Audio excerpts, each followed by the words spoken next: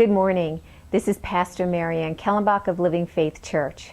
And our gospel reading on this fifth Sunday in Epiphany is from Matthew chapter 5. You are the salt of the earth. But if salt has lost its taste, how can its saltiness be restored? It is no longer good for anything, but is thrown out and trampled underfoot. You are the light of the world.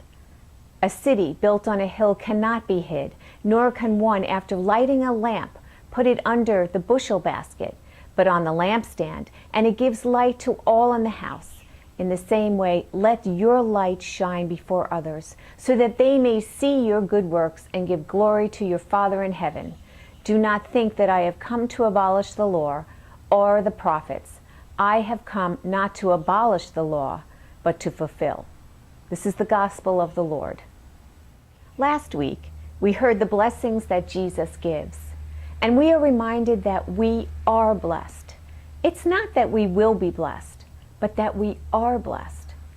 This week, Jesus now tells us who we are. We are the salt of the earth. We are the light of the world. Jesus is not telling us what we will be, but what we are right now. This past weekend, I had an opportunity to relax at the waterfront in Jupiter. I had a perfect view of the Jupiter Lighthouse, which was just across the inlet from where I was sitting. This has quickly become one of my favorite spots to sit and watch the boats as they head out to the Atlantic Ocean and as they return back to port. When I first sat down, I noticed just how beautiful the lighthouse looked as the sun was shining so brightly on it.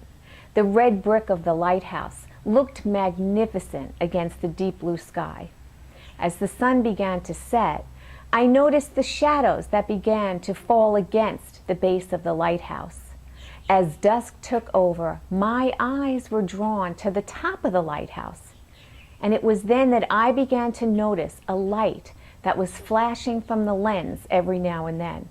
At first I thought my eyes were playing tricks on me, but as darkness began to set in, I could see quite clearly the brightness of the light at the top of the structure, and the flash of light that was shooting out every minute or so.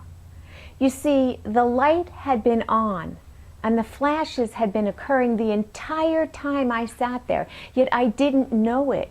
I didn't know it until the darkness began to set in, and then I could clearly see the brightness of that light that lit up that dark sky. The light of Christ shines right through each and every one of you, even if you don't know it.